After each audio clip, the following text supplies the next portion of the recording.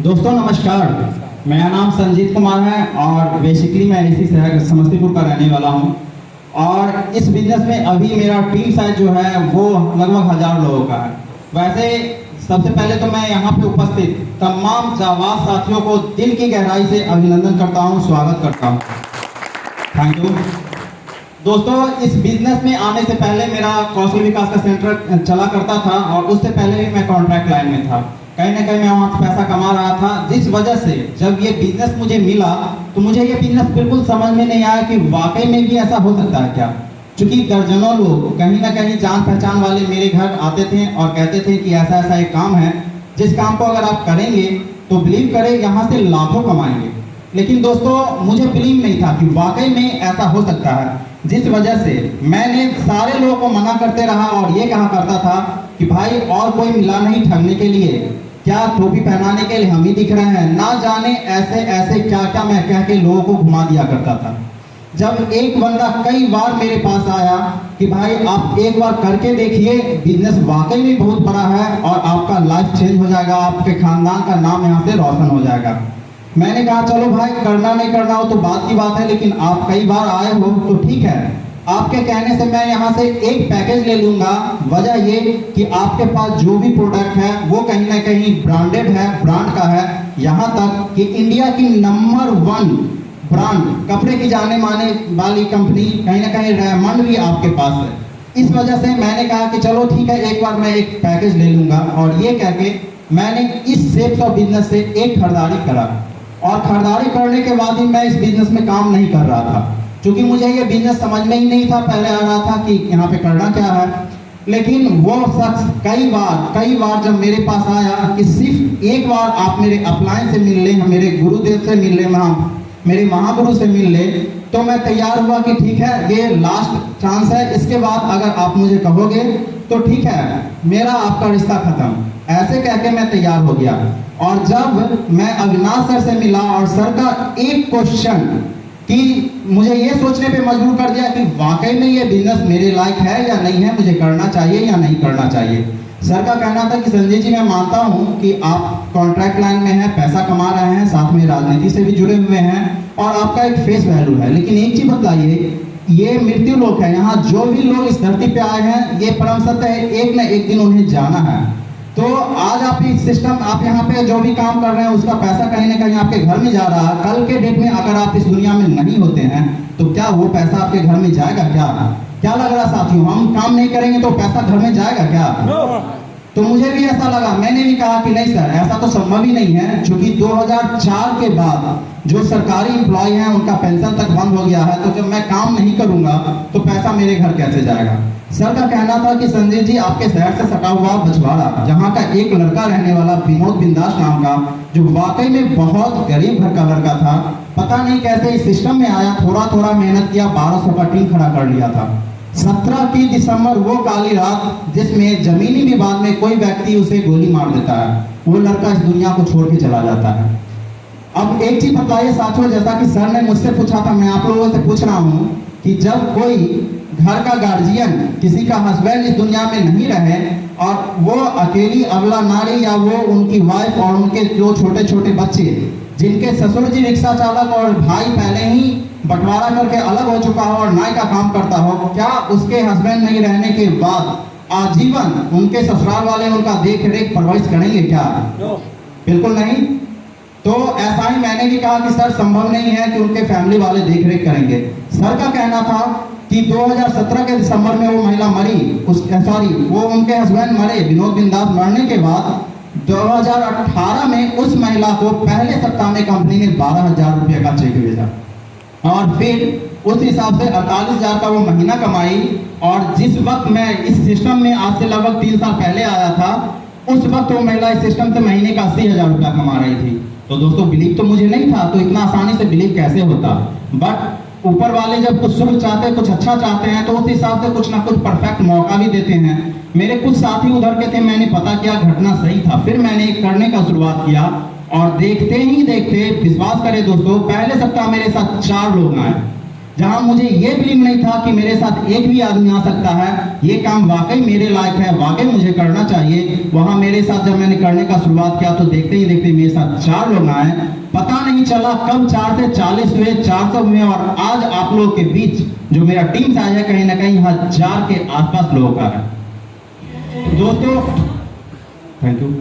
दोस्तों उस 1000 के भीड़ में ढेर सारे स्टूडेंट की शान हैं। उनके अलावे आज दर्जनों मैं बात करूं तो गवर्नमेंट एम्प्लॉय इंजीनियर साहब हैं, कई सारे पुलिस पदाधिकारी हैं, एक डीएसपी साहब है, 2 जज साहब हैं, और ढेर सारे फुटफॉल से लोग हैं, और सारे लोग मिलकर कहीं ना कहीं इस काम को कर रहे हैं, और काम वाकई में बहुत ही जबरदस्त हो रहा है।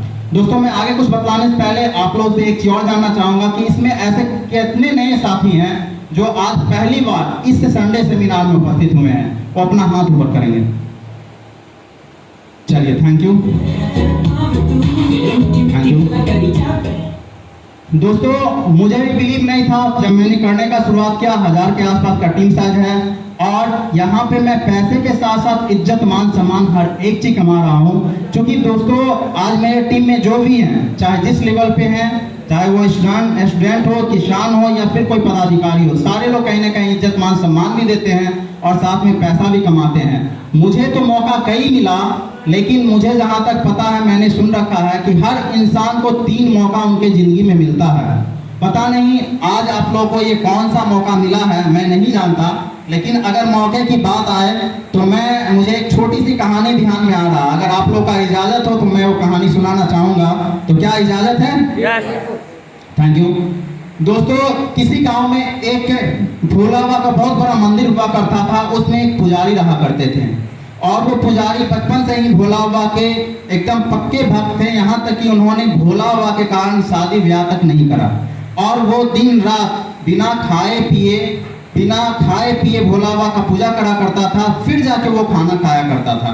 चाहे वो बारिश का मौसम हो, धूप का मौसम हो, सर्दी हो, गर्मी हो, बरसात, कोई बहस नहीं है, पहले वह व्यक्ति बाबा का पूजा करता था, फिर खाया करता था। उसी गांव में उन्हें कहीं ना कहीं बाबा को बिलीव था कि वाकई में अगर कभी कुछ होगा तो भोला बाबा मेरा सहायता करेंगे, मेरा मदद करेंगे। दुर्भाग्य की बात है कि एक बार उस गांव में बाढ़ आता है, और उस बाढ़ में वो बाढ़ भयानक रूप लेते चला जाता है। जब गांव में पानी भरने लगता है तो उस गांव के कुछ रहने वाले लोग आते हैं बाबा के पास नाव लेके और कहते हैं, बाबा गांव में पानी की रफ्तार तेज हो रही है, तो मैं चाहूंगा कि बाबा आप भी मेरे साथ इस नाव में आ जाएं और हम लोग सुरक्षित जगह पे चले जाएंगे। जानते हैं दोस्तों बाबा ने क्या जवाब दिया? बाबा ने कहा, वत्स मेरा बेड़ा तो भोला बाबा पार करेंगे, आप लोग जाओ सुरक्षित स्थान पे, मुझे लेने के लिए भोला बाबा आएंगे। वो सारे लोग ग्रामीण कहीं ना कहीं सुरक्षित स्थान पे चले गए।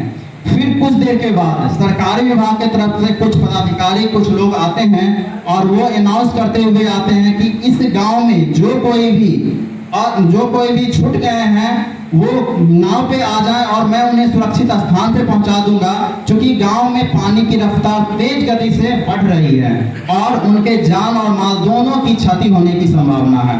तो उस समय में भी उन लोगों को बाबा पे नजर पड़ती है, वो लोग बाबा के पास भी आते हैं और कहते हैं, बाबा पानी की रफ्तार अब और तेज हो चुकी है, इस वजह से मैं चाहूंगा कि आप नाव पे आए और आपको सुरक्षित जगह पहुंचा देंगे। बाबा का फिर वही डायलॉग कि वत्स आप लोग जाओ, मेरा तो उद्धार भोले बाबा करेंगे, वही मुझे लेने आएंगे। ये कहते हैं, जिस वजह से वो लोग भी चले जाते हैं। फिर कुछ देर के बाद गांव में पानी पूरा भर चुका होता है, मंदिर भी उस गांव उस पानी में डूब चुका होता है, सिर्फ थोड़ा सा छत दिखलाई देता है जिसपे बाबा होते हैं, छत पे चढ़े होते हैं, और सेना का जहाज ऊपर से जाता होता है। सेना का जहाज बाबा को देख के रस्ते नीचे करता है और कहता है, बाबा आप इस सीढ़ी को पकड़ लो और सीढ़ी को पकड़ के आप मेरे पास आ जाओ, मैं आपको सुरक्षित जगह पे छोड़ दूंगा। बाबा कहते हैं कि वत्स आप चले जाओ, मुझे लेने तो भोला बाबा ही आएंगे। और ऐसे करने के बाद वो भी चले जाते हैं। कुछ क्षण के बाद पानी और ऊपर आता है और बाबा का राम नाम सत्य हो जाता है। दोस्तों जब उनका देहांत हो जाता है, उनकी मृत्यु हो जाती है, तो बाबा पहुंचते हैं स्वर्ग लोक में और भगवान से लगते हैं द्वंद्व युद्ध करने कि प्रभु मुझे आप बतलाओ, इस दुनिया में ढेर सारे लोग पाप करते हैं, आप सबका उद्धार करते हो, लेकिन मैं सिर्फ आपके वजह से बचपन से अभी तक शादी तक नहीं किया, और दिन रात कोई ऐसा दिन नहीं जो मैं बिना खाए पिए आपका पूजा नहीं किया होगा। चाहे वो जितना टाइम भी हो जाए, मैं पहले आपका पूजा करता था, फिर खाना खाता था, फिर आखिर आपने मेरा मदद करने क्यों नहीं आया? जानते हैं दोस्तों, वो प्रभु भगवान बाबा को क्या जवाब देते हैं? आप लोग जानना चाहेंगे? बिल्कुल। तो दोस्तों, भगवान बाबा को कहते हैं कि हट पगले, तुम्हें कौन कह रहा है कि मैंने तुम्हें मौका नहीं दिया, मैंने तुम्हें बचाने नहीं आया? आया तो मैं भी था, बस तरीका चेंज था। वो जो गांव वाले नाव लेके गए थे उसे किसने भेजा? मैंने ही तो भेजा था, तुम उसे मना कर दिए।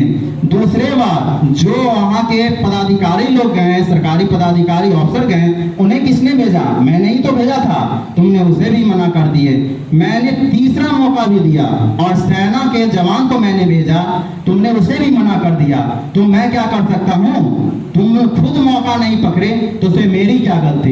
इसलिए जैसा तुम किया वैसा तुम्हें मिला, अब तुम देखो कि तुम्हें क्या करना है, इसमें मेरी कोई गलती नहीं। वैसे ही दोस्तों, हर इंसान के जिंदगी में 3 मौका जरूर आता है, अपने खानदान का नाम चेंज करने का, अपने आप को गरीबी की दलदल से अमीरी तक के रईस की जिंदगी, चाहत की जिंदगी जीने का, उस सफर में जाने का।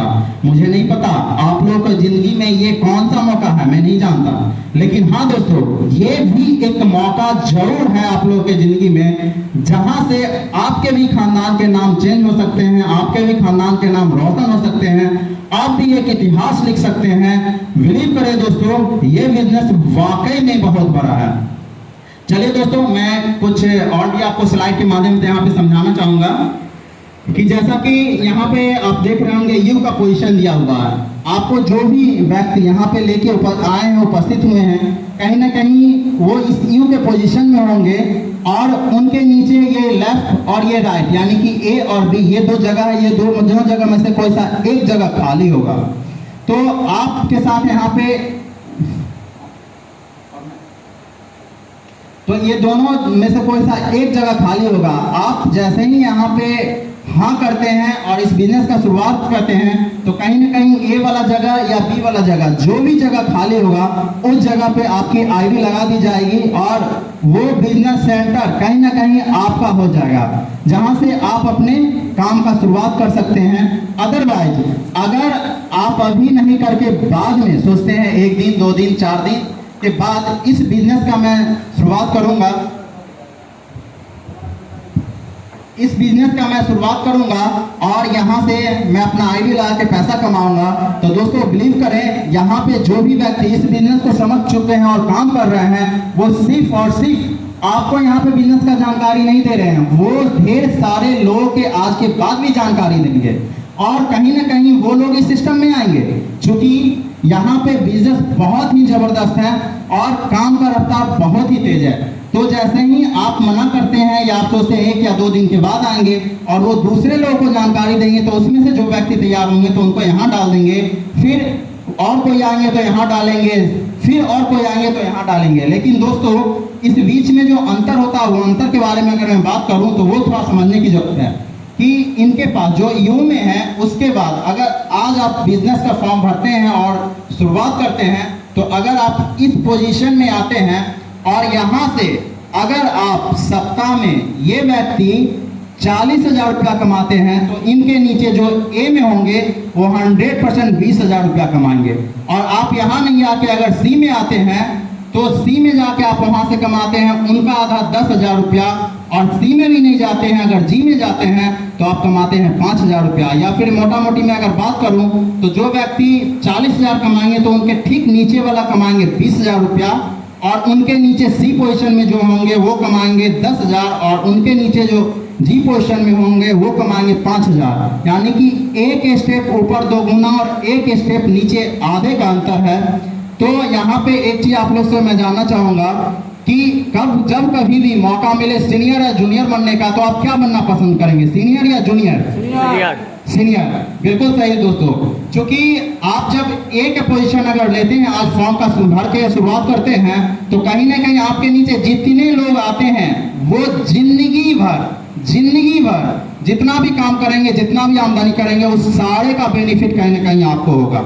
अगर आपके नीचे वाले अगर यहाँ से कमाएंगे 5,000 और ये कमाएंगे 5,000, तो आप कमाएंगे कहीं ना कहीं 10,000 रुपया, ठीक उनसे दोगुना और अगर मैं बात करूँ टीम साइज का, तो यहाँ पे अगर आपका टीम साइज होता है 10,000 लोगों का, तो आपके नीचे वाले का टीम साइज होगा एक साइड 5,000 और दूसरे साइड 5,000 लोगों का। तो दोस्तों मैं जानना चाहूँगा जो भी नए साथी हैं उनसे कि क्या वो अपने साथ यहाँ पे आज 10 से 15,000 रुपया लेके आए हैं? अगर आए हैं तो हाथ खड़ा करेंगे। चलिए दोस्तों, कोई नहीं, सिस्टम भी कहीं ना कहीं इस बात को जानती थी, कंपनी भी जानती थी कि लोग 10,000 रुपया लेके नहीं घुमा करते, चूंकि 10,000 इतनी छोटी भी अमाउंट नहीं है। इस वजह से सिस्टम इसके साथ कुछ और भी सिस्टम बना रखी है, सक्सेस सपोर्ट सिस्टम, जिसके तहत एक ये डाटा एंट्री कम सीनियरिटी फॉर्म आता है, जिस फॉर्म का कोई कॉस्ट नहीं है, ये फ्री ऑफ कॉस्ट फॉर्म है, जिस फॉर्म को भर के हम लोग बिजनेस की शुरुआत करते हैं। दोस्तों बिलीव करें, इस फॉर्म को भरने में कोई खर्च नहीं होगा, लेकिन हाँ, इस फॉर्म को आज नहीं भर के अगर बाद में भरेंगे तो कहीं ना कहीं मैंने अंतर बताया, एक स्टेप ऊपर दोगुना और एक स्टेप नीचे आधा। लेकिन इस फॉर्म को अगर आज भरते हैं, अभी भरते हैं और उसके बाद अपना बिजनेस का शुरुआत करते हैं, तो विश्वास करें यहाँ से आप भी अपने खानदान का टाटा बिरला बन सकते हैं, आप भी यहाँ से इतिहास लिख सकते हैं, आप भी नाम रोशन कर सकते हैं। दोस्तों इसी के साथ मैं लास्ट में एक बात कहते हुए इस मीटिंग को यहीं पे क्लोज करूंगा कि आप जिनके द्वारा भी आज के इस संडे सेमिनार में आए हैं, उनसे अभी संपर्क करके कोशिश करें कि ये free of cost data entry come seniority form भर के जाएं। बाद बाकी आपके मन में कोई भी संशय, कोई भी शंका, कोई भी क्वेश्चन, कोई भी सवाल हो, जो कोई व्यक्ति स्टेज पे आए हो अपने अचीवमेंट के बारे में बतलाए हो, उससे रिलेटेड या सिस्टम से रिलेटेड, आप जिनके द्वारा बुलाए गए हैं उनसे संपर्क करके सारे कुछ क्लियर पहले कर लें, फिर फॉर्म भरें और बिजनेस का शुरुआत करें। उसके साथ लास्ट में मैं अपने बात को यहीं पे खत्म करते हुए मैं अपना अचीवमेंट के बारे में फिर से यहाँ पे बोलूँगा कि इस बिजनेस में आज मैं लगभग 4.5 लाख रुपया कमा चुका हूँ और बहुत जल्द मैं यहाँ से कार लेने जा रहा हूँ। So thank you. तो चलिए दोस्तों, इसी के साथ इस मीटिंग को क्लोज करते हैं। Have a